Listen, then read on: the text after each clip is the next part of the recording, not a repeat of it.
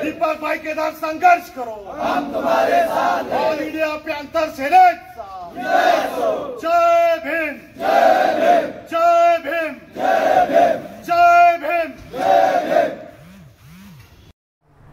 औरंगाबाद शहरामध्ये मोठ्या प्रमाणात कार्यकर्त्यांचा अपडेट करण्यात आलेली आहे, त्याबद्दल पत्रकार बांधवांनी पुढील वाटचाल सुरू करावी। यांचं नाव घेतलं का? प्रवेश झाला त्यांचा? हो, तर काय जबाबदारी लगेच द्यायची ना। आज करणभाई कल्याण हे गेल्या अनेक वर्षापासून आंबेडकर चळवळीमध्ये झुंजार नेतृत्व म्हणून त्यांनी काम केलेलं आहे। गंगाधरजी गाडे साहेबांच्या पक्षामध्ये पॅन्थर रिपब्लिकन पार्टीमध्ये त्यांनी काम बजावलेलं आहे। त्याच अनुषंगानं आज दीपक भाऊ केदार यांचा झंझावत बघता आज त्यांचा प्रवेश ऑल इंडिया पॅन्थर सेनेच्या जिल्हा अध्यक्षपदी आज त्यांची निवड करण्यात येत आहे। तसेच अमोलभाई गडवे यांची महाराष्ट्र उपसचिवपदी आज ऑल इंडिया पॅन्थर सेनेच्या वतीनं हार होता ना निवड करण्यात येते। दीपक भाई केदार यांना विनंती करतो की त्यांनी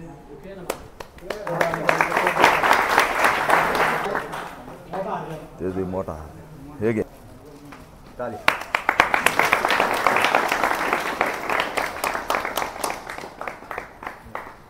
अमोलपदी निवड करण्यात येत आहे, तरी त्यांना पुढील वाटचाली शुभेच्छा।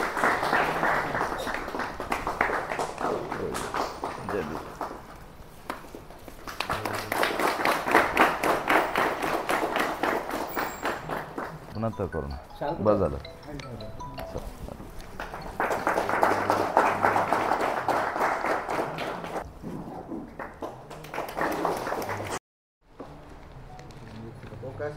पत्रकार परिषद घेण्याचं काय कारण? आज कार्यकर्त्यांची व्यापक बैठक आहे आणि बऱ्याच शेकडो कार्यकर्त्यांचा आज ऑल इंडिया पॅन्थर सेनेमध्ये प्रवेश झालेला आहे। त्या सगळ्यांचं ऑल इंडिया पॅन्थर सेनेमध्ये आम्ही स्वागत करतोय। येणाऱ्या महानगरपालिकेच्या स्थानिक स्वराज्य संस्थेच्या निवडणुकीच्या अनुषंगाने या सर्व कार्यकर्त्यांची बांधणी आणि निवडणुकीला सामोरं जाण्याची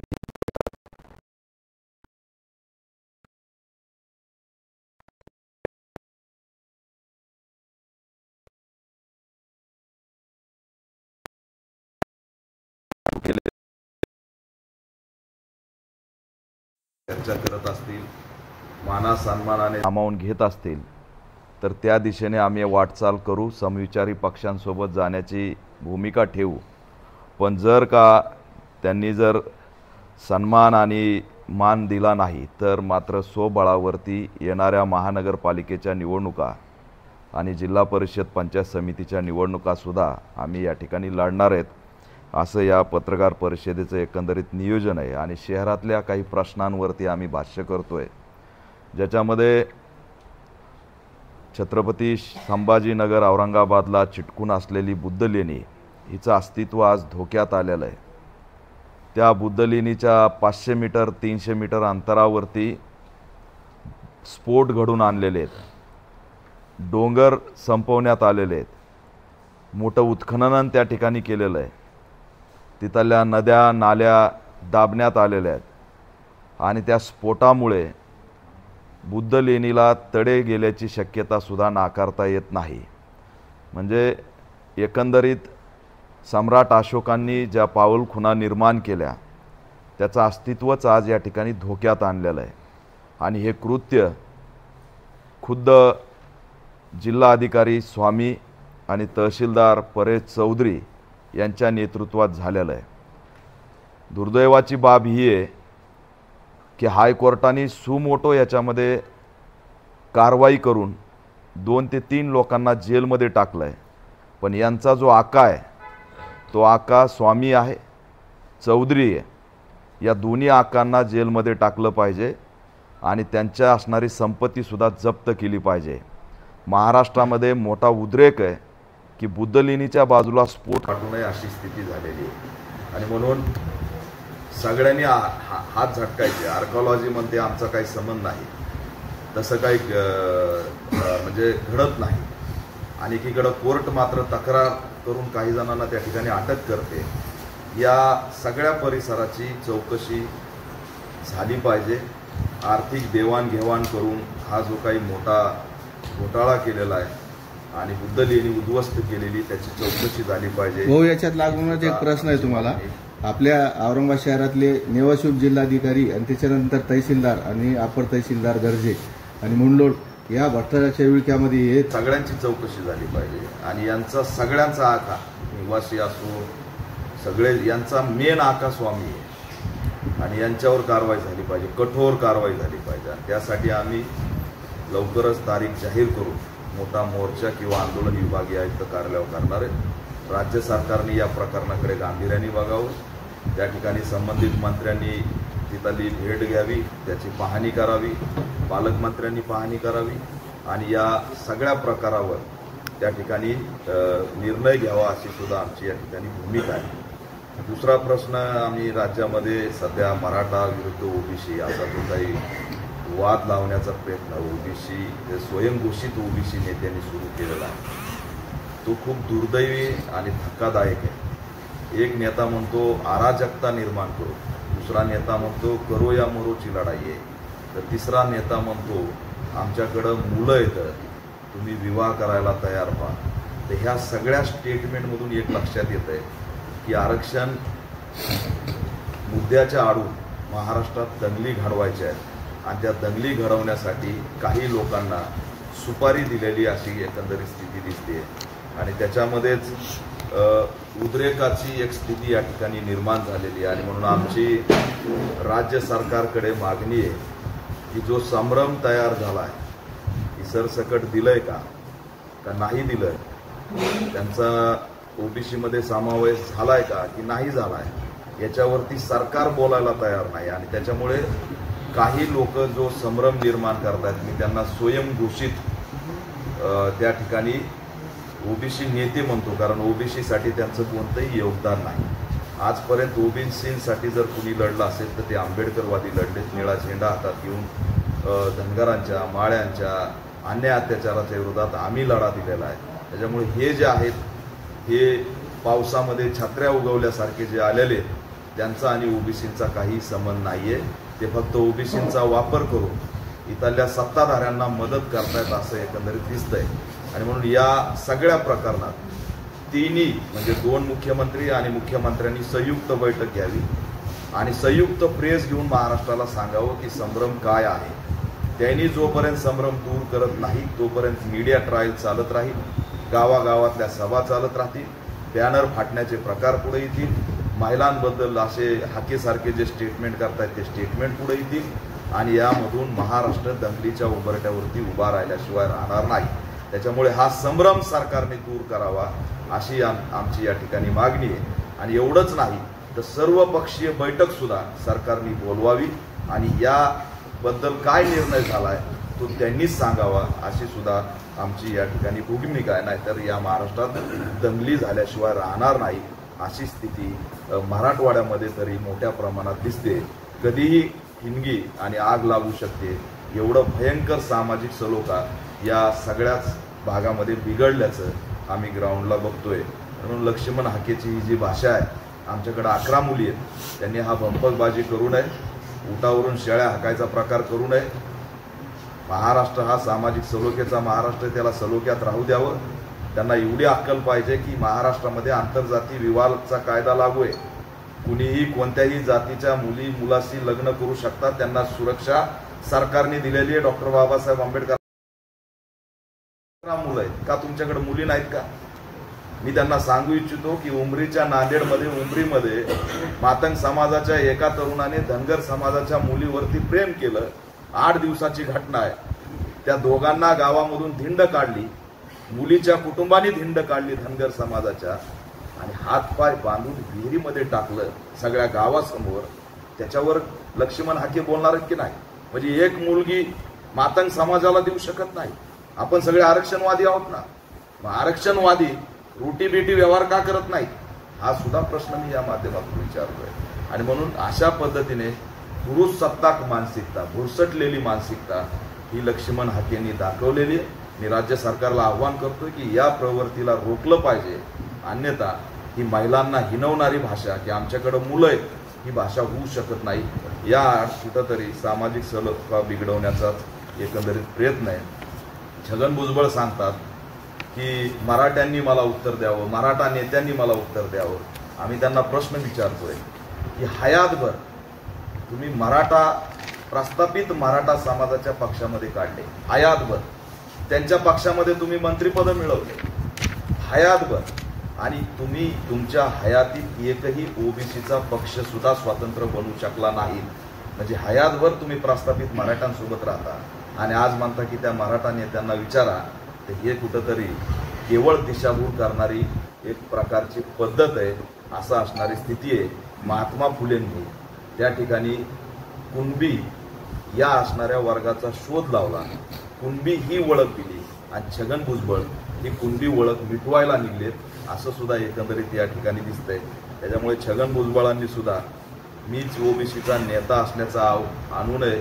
त्यांचा आणि ओबीसीचा काही संबंध नाही. रीडर्स आंदोलन झाल्यावरती गोमूत्र टाकणारे हे छगन भुजबळ आहे आणि म्हणून त्यांचं सुद्धा आम्ही या माध्यमातून आव्हान करतोय की त्यांनी सुद्धा या ठिकाणी लोकांना दिशाभूल करू नये. ते काल भरत कराड यांच्या मुलांना भेटले, बरं वाटलं, लेकरांना भेटले, पण तिथूनच 50 किलोमीटर अंतरावर संतोष देशमुखचं कुटुंब सुद्धा त्यांची वाट बघत होतं. संतोष देशमुखचे सुद्धा लेकरं होते, पण 50 किलोमीटर अंतरावर छगन भुजबळ गेले नाहीत, कारण ते कृतीत सुद्धा सामाजिक समता मान्य करत नाहीत. ते जातीवादी आहेत असा सुद्धा आमचा या ठिकाणी थेट त्यांच्यावरती आरोप आहे. राज्यामध्ये दलित अत्याचार वाढत चाललेत.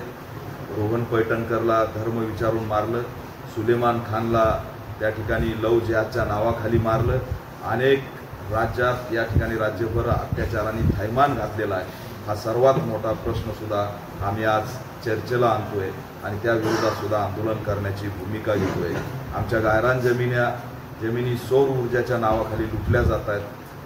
चंद्रशेखर बावनकुळे हे महसूल मंत्री आहेत आणि हा सुद्धा प्रश्न जमिनी हिसकावण्याचा कार्यक्रम त्यांनी त्या ठिकाणी सुरू केलेला आहे. राज्य सरकारने या सगळ्या आरक्षणाच्या प्रक्रियेमध्ये, आंदोलनामध्ये सगळे लोक आरक्षणाच्या आंदोलनाकडे पाहत असताना अचानक खाजगी कामगारांची ड्युटी 12 तास केलेली आणि हे खूप गंभीर आहे. याच्यावर कोणीही बोलायला तयार नाही. म्हणजे एक प्रकारे हा मनुवादी निर्णय. खाजगी कंपन्यामध्ये कोण काम करतं?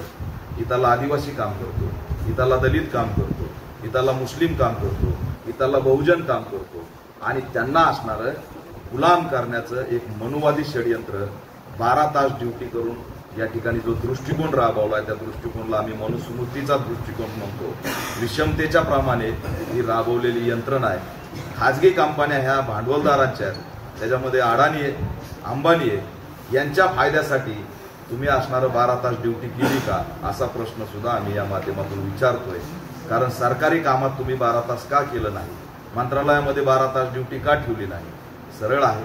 12 तास एखादी महिला खाजगी कंपनीत जर काम करत असेल तर तिने घरी कधी जायचं, स्वयंपाक कधी करायचा, लेकरांचा अभ्यास कधी घ्यायचा, लेकरांसोबत कधी राहायचं, एखादा पुरुष असेल त्याची झोप कधी होणार, त्याचं वैयक्तिक आयुष्य कधी हे होणार, त्याचं वैयक्तिक आयुष्य सुद्धा हिरावून घेऊन कामगारांचं संपूर्ण आयुष्य बर्बाद करणारा हा निर्णय आहे आणि त्याच्यामुळे या विरोधात सुद्धा आम्ही मोठ्या प्रमाणात आंदोलन करणार आहेत. 4 पट पगार असणाऱ्या सरकारी नोकरदारांना ही 12 तासाची ड्युटी का लावली नाही हा सुद्धा प्रश्न आम्ही या माध्यमातून विचारतोय. आणि एकंदरीत महाबोधी बुद्ध विहाराच्या मुक्तीचा लढा असेल, बुद्धलेनी बचावचा लढा असेल, दलित अत्याचाराचा लढा असेल, सामाजिक न्याय विभागाचा लाडकी बहीण योजनेकडे वळवणारा निधी असेल, त्याच्यासाठी स्वतंत्र बजेटच्या कायद्याची तरतूद करण्याची आंदोलनाची मागणी असेल, दलित अत्याचाराच्या थैमानाची मागणी असेल, गायरान जमीन वाचवण्याचं आंदोलन असेल, या व्यापक शेकडो मागण्या घेऊन आम्ही लवकरच राज्यव्यापी पॅन्थरच्या वतीने पुन्हा एकदा निळा जन उठाव या ठिकाणी उभा करतोय. राज्य सरकारला आव्हान करतोय की 12 तासाच्या ड्युट्या करणं, जमिनी हिसकावून घेणं, एक प्रकारे अराजकता निर्माण करण्याच्या दिशेने हे वाटचाल आहे, ती थांबवली पाहिजे. अन्यथा आम्हाला या ठिकाणी रस्त्यावरचा संघर्ष केल्याशिवाय पर्याय नाही. सोमनाथ सूर्यवंशीला न्याय मिळालेला नाही. सोमनाथ सूर्यवंशीच्या न्यायाचा लढा हा भिजत घोंगडं ठेवलेला आहे.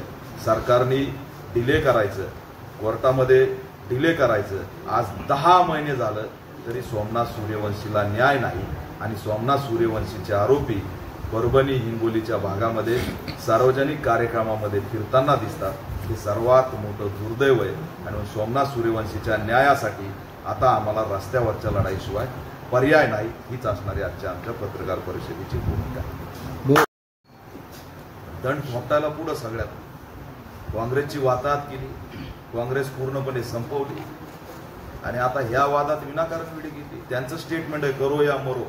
मी आव्हान करतो राज्य सरकारला, करो या मरोची कोणती लढाई सुरू आहे महाराष्ट्रात?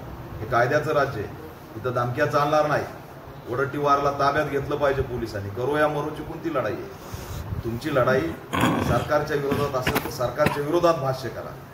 इथं समाजाच्या विरोधात करो या मरोची लढाई करायला जाणार।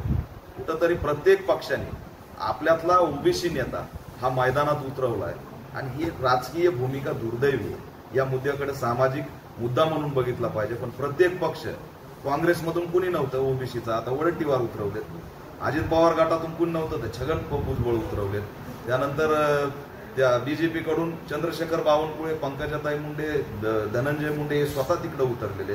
म्हणजे प्रत्येक पक्षाने एक ओबीसी नेता या विरोधात उतरायचा असं एकंदरीत षडयंत्र आहे, म्हणून वडट्टीवार त्या भूमिकेत आहे। कुठेतरी गावागावात आता राष्ट्रीय आरक्षणावरून मराठा समाज ओबीसी मध्ये मोठी दरी पडली। मी तेच सांगतोय, हे कोणतं भाषण आहे? 11 मुली 11 मुलं हे कोणतं भाषण असू शकतं? दारू पिऊन नशेमध्ये तुम्ही जर बोलणार असेल याच्यापेक्षा मूर्खपणा कुठला आहे? आणि सरकार हे सहन करतं। याच्या जाग्यावर कुणी दलित नेत्याने असं जर एखादं भाषण केलं असतं तर किती वेळा त्याला उचलून नक्षलवादी म्हटले असते? म्हणजे यांना महाराष्ट्र पेटवायची परवानगी। आज पूर्ण गावामध्ये सामाजिक सलोखा बिघडलेला आहे। सरकारने जर तात्काळ दखल नाही घेतली तर आग लागेल असं मी सांगतोय। मी फिरणारा कार्यकर्ता आहे, मी महाराष्ट्र पिजवून काढणारा कार्यकर्ता आहे। 10 वेळेस महाराष्ट्रात फिरलोय, गावागावात माझं नेटवर्क आहे। कशा पद्धतीने षडयंत्र चालू आहे, कशा पद्धतीने काय घटना घडवत आहेत, शर्यत कोणती लागली पाण्याची, काय घटना पुढे आणली, हे सगळं कळतं। हे कशासाठी चाललंय? दंगली घडवण्यासाठी चाललंय। त्याच्यामुळे याच्यामध्ये जर हाकेंच्या सभेच्या ठिकाणी संतोष देशमुखच्या मारेकराच्या नावाने नारे दिले जातात, कोणता मोर्चा आहे तुमचा? बारामतीच्या मोर्चामध्ये भाषण करणारा जय श्रीरामची घोषणा देतो, कोणता मोर्चा आहे? कोण लोक घुसले त्याच्यात? काय करायला निघाले? उघड आहे। शेवटचा प्रश्न असा आहे, आज भारत पाकिस्तानची मॅच आहे, सगळं कसं बघतं? भारत पाकिस्तान मॅच होतीच कशी हा प्रश्न पडतो। सिंदूरचं ऑपरेशन काय झालंय? काय सगळं मिटलं? ठीक आहे, तो खेळ आहे, मान्य आहे, पण याच्यामध्ये बराच उद्रेक समाजामध्ये दिसतो। लोकांची इच्छा नव्हती की अशी काही मॅच व्हावी, कारण जखमा ओल्या आहेत आणि त्या जखम्यांचा बदल्यात ही आता भूमिका नव्हती घ्यायला पाहिजे, काही काळ जाऊ द्यायला पाहिजे होता, हीच आमची। नेपाळनंतर भारत पण अशी परिस्थिती होणार नाही, नेपाळची जशी झाली परिस्थिती नाही भारत। इथं डॉक्टर बाबासाहेब आंबेडकरांचं संविधान आहे, लोकशाही आहे। ठीक आहे, अति होतंय हे मान्य आहे, ईव्हीएम हॅकिंगचा, वोट चोरीचा प्रकार हाही मान्य आहे, पण आमच्याकडल्या जनउठावाची एक पद्धत आहे आणि त्या टोकाला इथं भारतात कधीही जाऊ शकत नाही अशी स्थिती आहे। त्या पद्धतीने बोलणं योग्य नाही आहे। एखाद्या मंत्र्याची बायको जिवंत जाळणे आणि ती परिस्थिती भारतात लागू करा म्हणणं योग्य आहे का? तर ते इथं होऊ शकत नाही। इथं महापुरुषांच्या विचाराचा देश आहे, ही स्थिती येणार नाही। इथं वैचारिक युद्ध होईल, ठीक आहे, जनउठाव सुद्धा होईल, पण तेवढ्या टोकाला जाणार नाही। धन्यवाद।